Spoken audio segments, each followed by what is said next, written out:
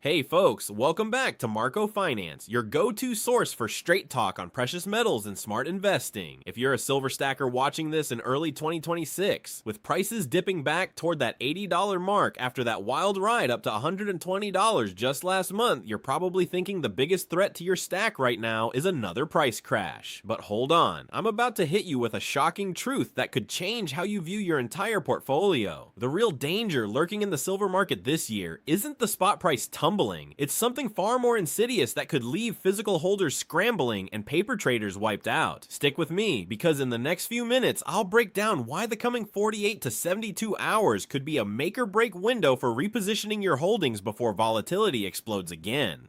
And trust me, by the end of this video, I'll reveal a secret data point from the latest COMEX reports that no one's talking about yet, a number that could signal the exact tipping point for silver's next massive move. Let's connect the dots on what's really driving silver right now. Look at the US dollar index. It's been hovering around 105 after that post-election spike, putting downward pressure on commodities like silver. But tie that into the latest inflation data from the Bureau of Labor Statistics, showing CPI still stubbornly above 3% despite Fed rate cuts. And you've got a recipe for precious metals as an inflation hedge. Add in geopolitical tensions, like ongoing trade frictions with China restricting silver exports. And it's clear silver isn't just floating in a vacuum. China's new controls, implemented January 1st, 2026, have slashed their export quotas to just 121 million ounces annually, choking off 60-70% of the global refined supply that markets rely on. This isn't hype, it's straight from reports by the Silver Institute and LBMA data. Now, while retail investors like you and me are eyeing these dips for buying opportunities, maybe scooping up American Eagles or generic rounds at premiums that are already creeping up, the big players are playing a different game. Institutional whales, think JP Morgan and central banks, are quietly accumulating physical bars through back channels. JPM's own metals desk reported holding over 1 billion ounces in vaults last year, and recent filings show they're not selling into this dip, they're hedging against a supply crunch. Meanwhile, COMEX open interest for March contracts sits at a staggering 366 million ounces, but registered inventory, it's plummeted below 100 million ounces per CoinWeek and Seeking Alpha analyses. That's the retail versus whale gap. Moms and pops panic sell ETFs like SLV during volatility, while the pros load up on physical, knowing the paper market's about to crack.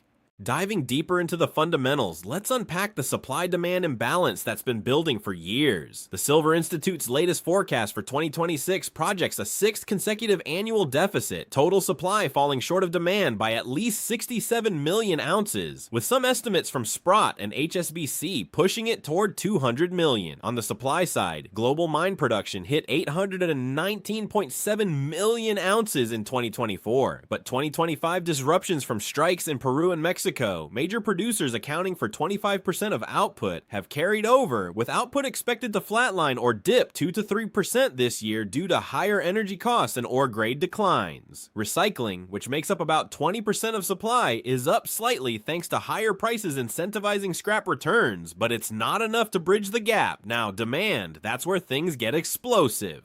Industrial applications eat up 60% of silver consumption, led by photovoltaics. Solar panels alone gobbled 196 million ounces last year, per the Silver Institute, as global solar installations surged 50% amid the push for renewables under the Inflation Reduction Act here in the US.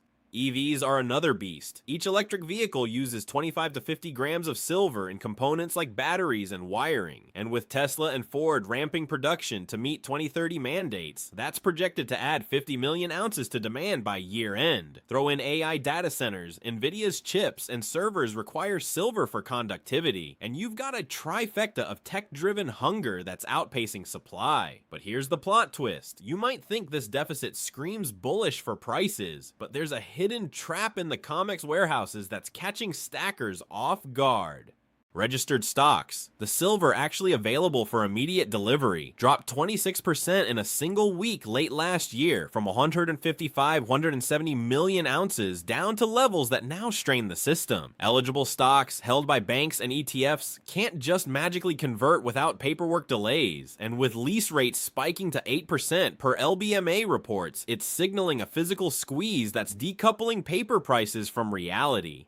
Stop. Listen to me carefully on this next point because this is where most people lose money. The biggest risk in silver for 2026 isn't another price drop, it's the escalating premiums on physical silver that could erode your gains even if spot prices rally. Right now, COMEX futures might show silver at $80, but try buying a 100-ounce bar from a reputable dealer like APMEX or SD Bullion. You're paying $5 and $10 over spot, up from 2 to 3 last year, according to Bullion Exchange's data. In Shanghai, it's even worse. Premiums hit $6.09 over COMEX, and in some Asian markets, physical trades at $130, while futures lag at $72, as reported by MXA and Pareto Investor. This disconnect stems from the paper-to-physical ratio ballooning to 350.1, meaning for every ounce of real silver, there are 350 paper claims trading on exchanges.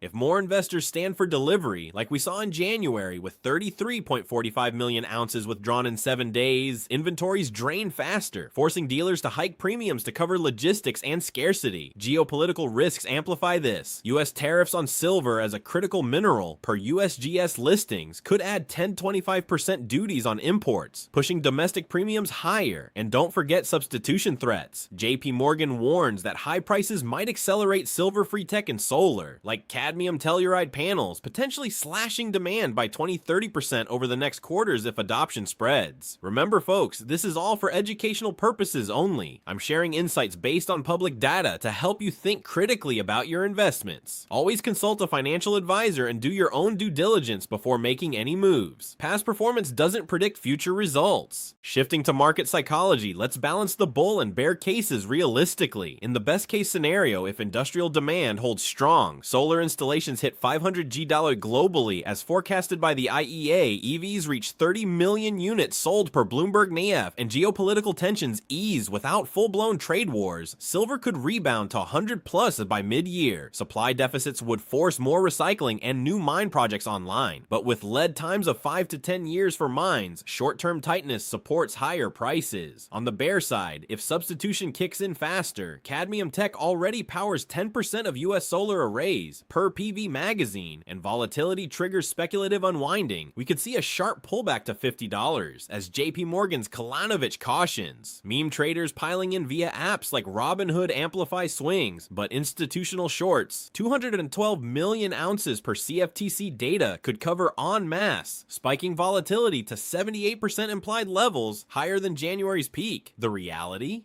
Silver's dual nature as industrial metal and safe haven means it's sensitive to both economic growth and fear. Watch manufacturing PMIs and Fed speeches closely. What about you? Are you buying this dip below $80 or holding out for a deeper correction to $60? Drop your predictions in the comments. I'm Marco Finance, and I read every single one to gauge the community's pulse. Alright, here's the grand reveal, the secret data point I promised from the latest COMEX reports. The current registered inventory stands at just 102 million ounces against 366 million in open interest for March deliveries. That's a coverage ratio of barely 28%, the lowest since 2011's spike, per Seeking Alpha and Investing.com. If even 10% more contracts stand for delivery, it could trigger a cascade of premium hikes and forced liquidations, exposing the manipulation risks we've discussed. So what's the move for today? Patience is your strongest asset right now. Focus on dollar cost averaging into physical if premiums stabilize, diversify with some gold for stability, and monitor inventory updates weekly. Don't chase highs or panic on lows. Educate yourself on the fundamentals. One last note, this video is purely educational and not financial advice. Always research thoroughly and consider your risk tolerance. Don't miss out on these insights. Hit that subscribe button for Marco Finance, turn on notifications, and join the community fighting for transparency in metals. Thanks for watching, stack smart, and I'll see you in the next one.